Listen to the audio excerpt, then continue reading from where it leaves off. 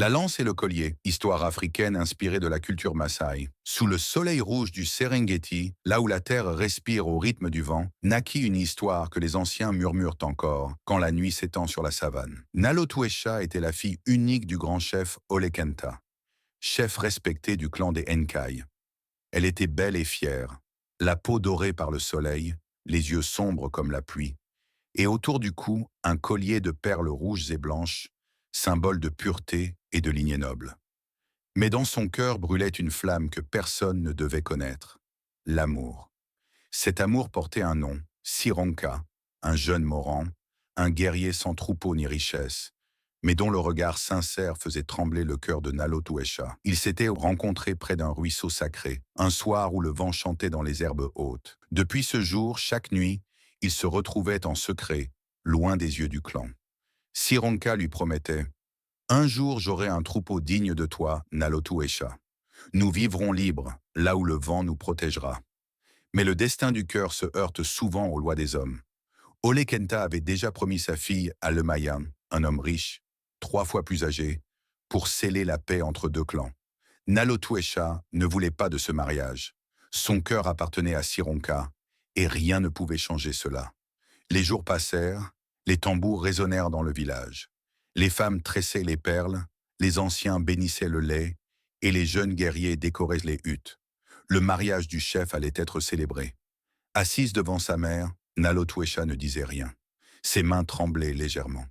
Sa mère lui dit doucement: ma fille, ton père a choisi pour toi un homme puissant. L'amour vient après le mariage. Mais Nalotuesha murmura: et si le cœur refuse d'attendre? Sa mère détourna le regard, et le vent entra dans la hutte, soulevant les perles et les braises du feu. C'était comme si les ancêtres eux-mêmes retenaient leur souffle. Le grand jour arriva. Sous l'arbre sacré, le clan entier s'était réuni. Nalotuesha marchait lentement, vêtu d'un manteau de cuir fin, ses perles scintillant au soleil. Lemayan, l'homme qu'elle devait épouser, l'attendait, fier et sûr de lui.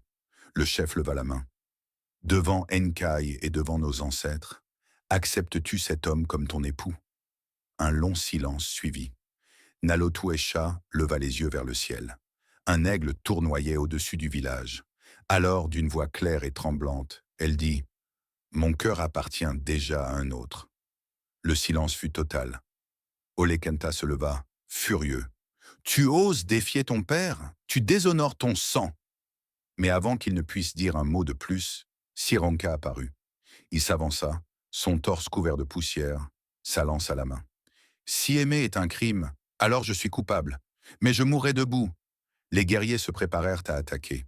La poussière s'éleva, le vent rugit. Et soudain, l'aigle poussa un cri puissant dans le ciel. Les flammes du feu sacré vacillèrent, les parures s'envolèrent. Alors le vieux devin s'avança.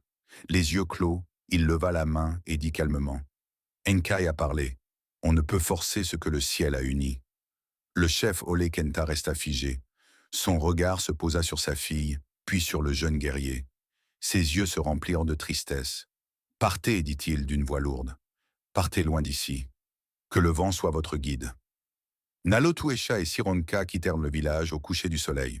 Ils marchèrent des jours entiers, traversant les plaines et les collines brûlées par le vent. Leur seule richesse, une lance, un collier, et l'amour qu'ils portaient l'un pour l'autre. Ils bâtirent leur propre enclos près du ruisseau où tout avait commencé. Sous les étoiles, ils firent une promesse. Ni le temps, ni les clans, ni la colère des hommes ne pourront séparer ce que l'amour a lié.